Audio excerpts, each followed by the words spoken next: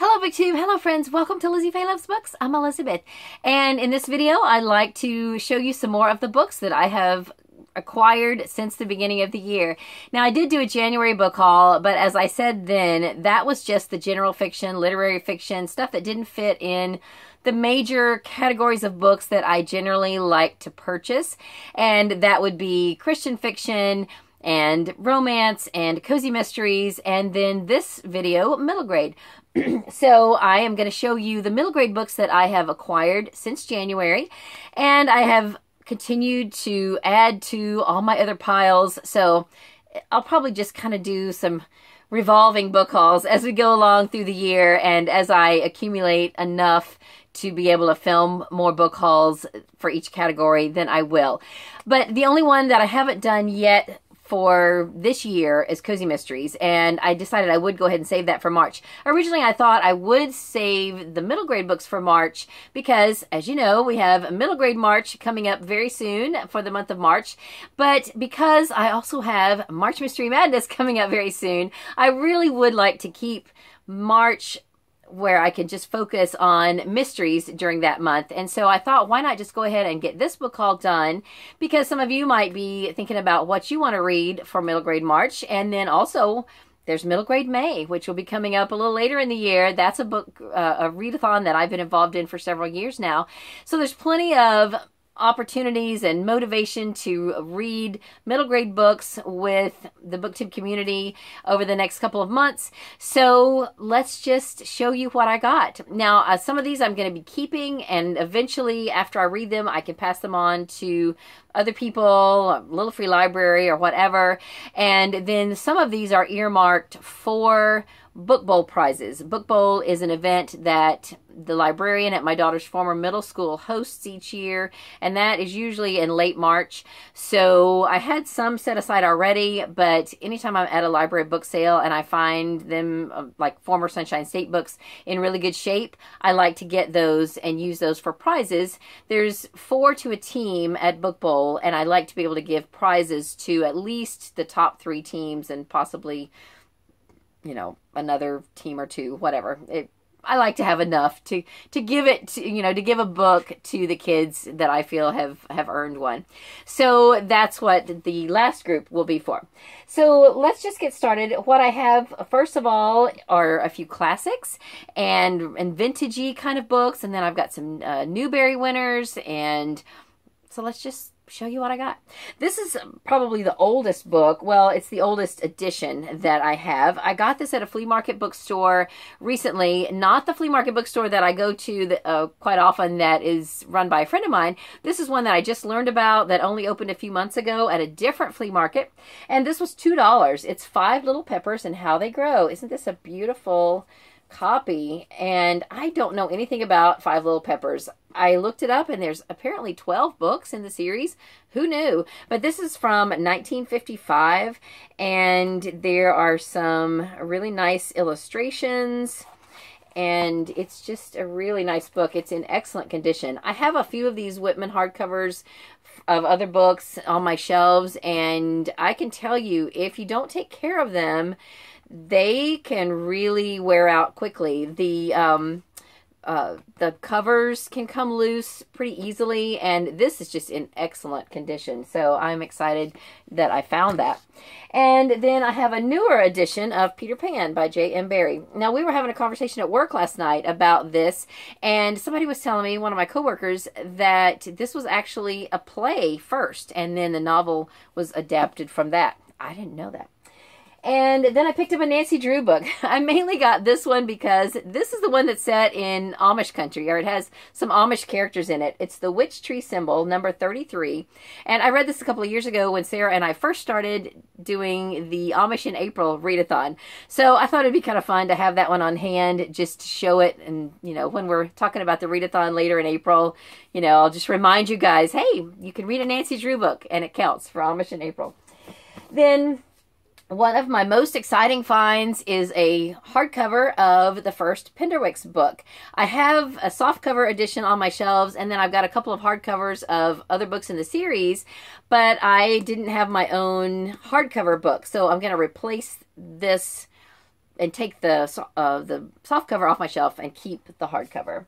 And then I found the last two Series of Unfortunate Events books that I did not have. I got these at a library bookstore up north of Orlando, I think right after, either when Emily was in the hospital or right after when she was getting out. We had some time and I went. I can't even remember now what the situation was, but somehow, maybe it was before or after a doctor appointment. I don't know. I ended up being able to go to this one particular library, and they had a bookstore, and I found these for, I think, $1 or $2 a piece, which is the price I was looking for.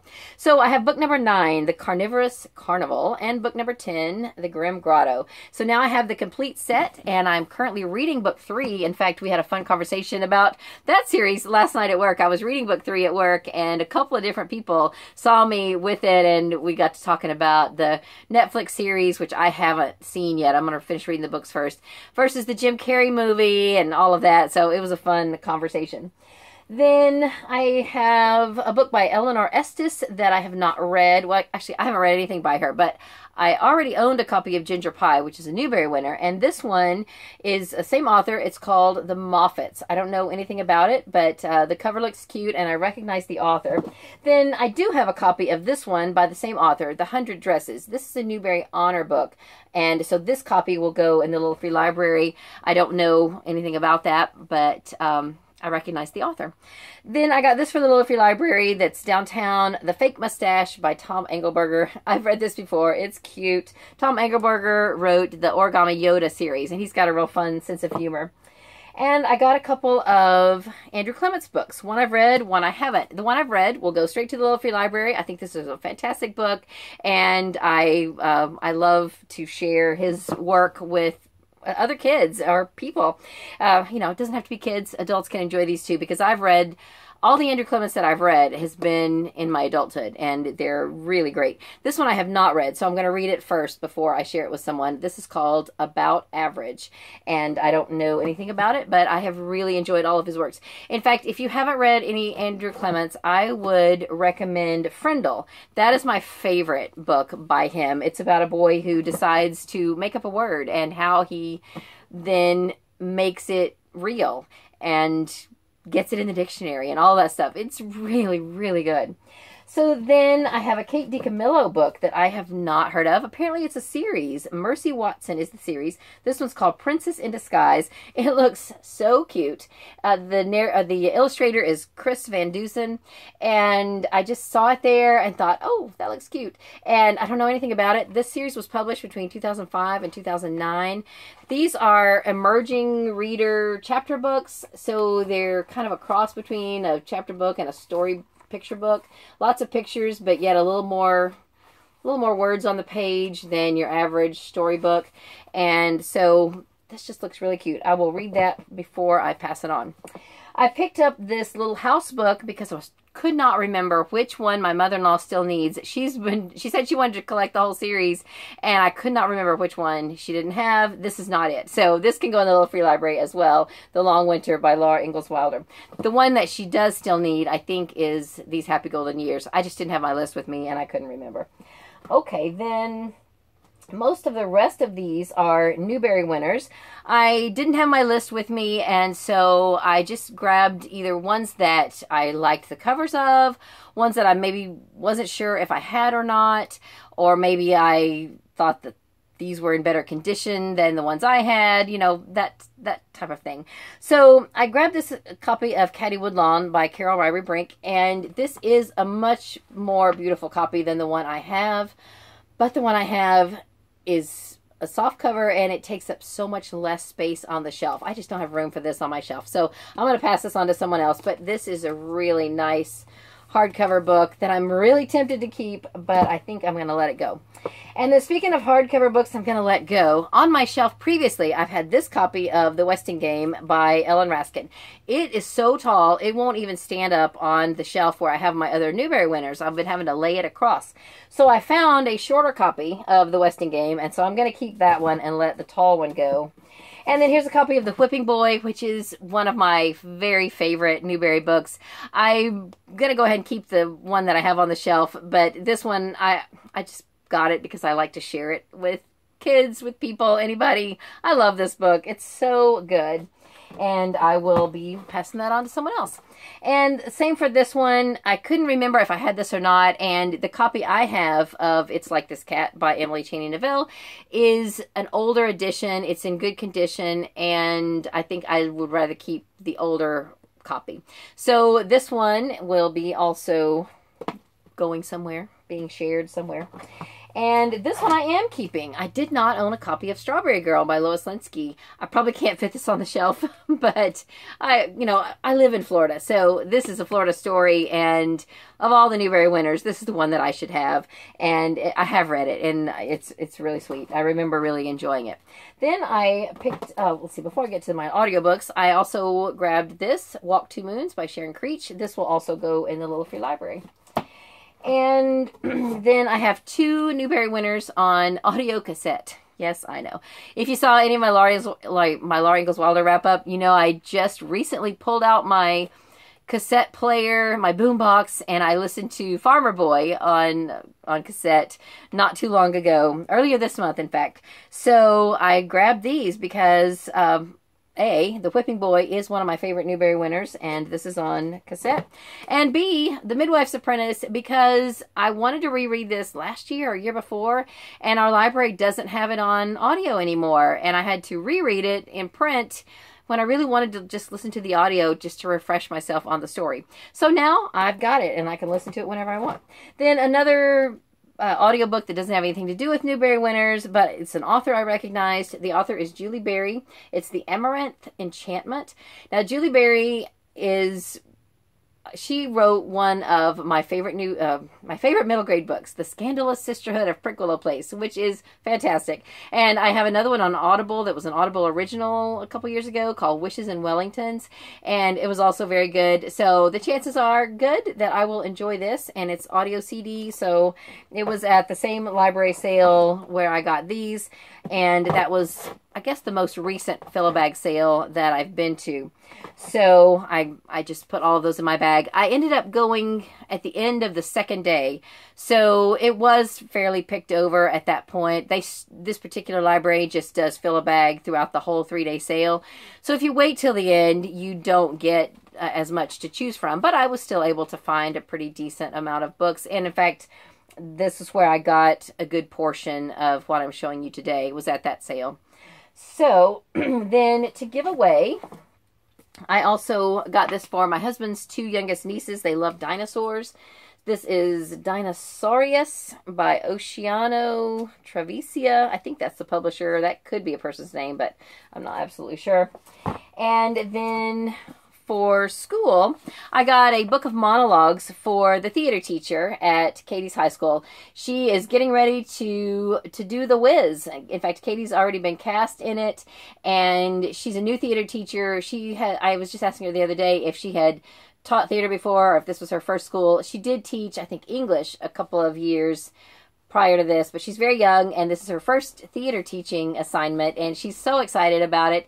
And this is a book of monologues for women, and I picked it up at a library sale and thought I would give that to her to add to her resources. Since she's a young teacher, I'm sure that she'll be able to use all kinds of resources as she continues her teaching career.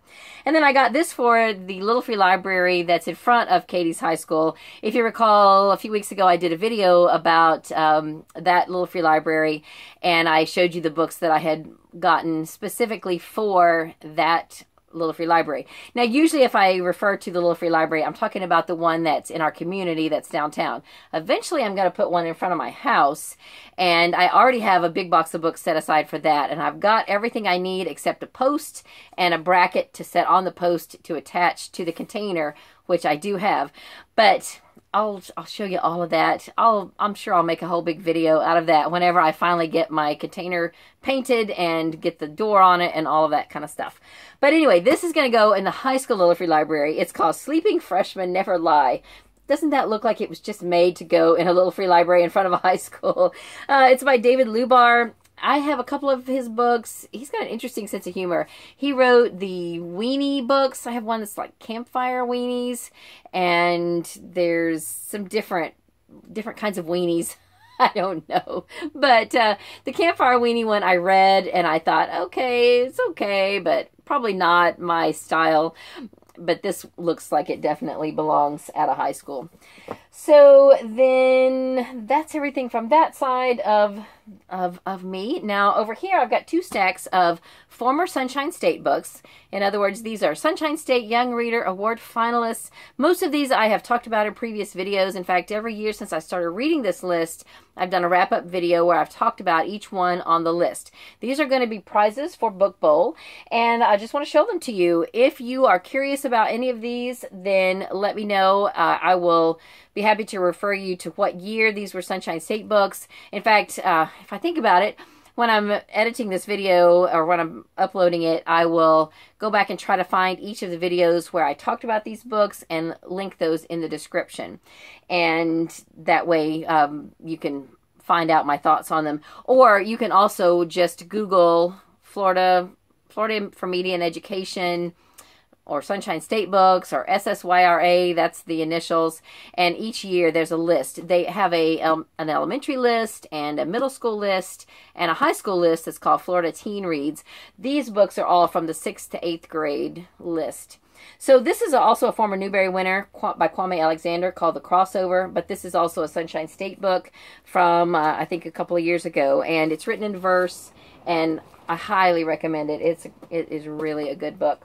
Then this one was actually the year before I started reading the whole list. This was from Katie's 6th grade year. I did read this, and I read this whole trilogy. Pretty sure I have a review of this trilogy on my channel. Half Upon a Time by James Riley. I really loved that whole trilogy.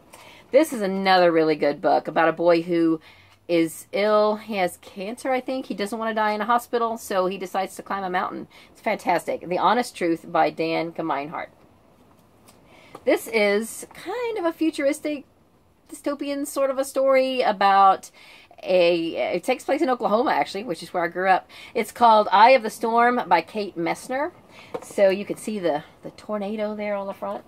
This is a fun story about summer camp, How to Almost Ruin Your Summer by Taryn Souders, and that's a fun book. This one is also from the year before I started reading the whole list. The Raft by S.A. Bodine. This one is about a girl who is, she's in a plane crash. The plane crashes in the Pacific Ocean, somewhere in between the Hawaiian Islands and her home on the Midway Islands. And she is in a raft, and it's a survival story. And then this one is Insignia by S.J. Kincaid. This is kind of a futuristic World War III or IV kind of story. And it's pretty good. I think it's the beginning of a trilogy. This one's kind of a horror book. It's a little over the top for a middle grade book, but not bad. There's actual death in here, though, just so you know, in case you're not comfortable with middle grade books and having death in them in a horror situation, then you might want to avoid this one. But it's called Frenzy by Robert Lettrick. It is a summer camp story where all the wild animals have kind of gone mad. This is a spy story, The Secret of Rover. It is by Rachel Wildofsky, and I did enjoy this one. This one is kind of a fantasy story, urban fantasy. The Eighth Day by Diane K. Salerni. This also has ties to Arthurian legends, so that's kind of fun. This one sounds like a horror book, but it's not. It's a survival story about kids that are outside in a hurricane. It's called Terror at Bottle Creek by Watt Key. And then this one is good. This journal belongs to Ratchet by Nancy J. Kavanaugh. It's about a young girl. I believe her mother is not in the picture. She lives with her father, and her father is an auto mechanic, and so Ratchet is her nickname. She also knows a lot about cars and car repair, and I want to say that her father has some issues of his own, and so Ratchet sort of has to take care of him and his business, if I recall. I may be mixing that up with another story, but it's just a good story about a young girl who has a lot of challenges to face with her life and her family. And then this is a Robin Hood retelling. It is very good. The Shadows of Sherwood by Kekla Magoon. It's sort of an urban Robin Hood, futuristic, and I want to read more from this series. I really did enjoy this one, so I would recommend that. So that's all of the books that I acquired recently for Book Bowl. I have another stack that I've shown you in previous videos, so if you've been following my channel for a while, you've already seen those, and if you haven't, they're all former Sunshine State books. So if you watch any of the videos where I've talked about them, then you'll see those talked about. So that's it for this video, for this middle grade book haul. I will be back in March with a mystery or cozy mystery book haul. Meanwhile, I've got a couple of other videos lined up that you should be seeing between now and then. But for now, that's all I have for this video. I hope you're having a great day. Read a good book, and God bless you.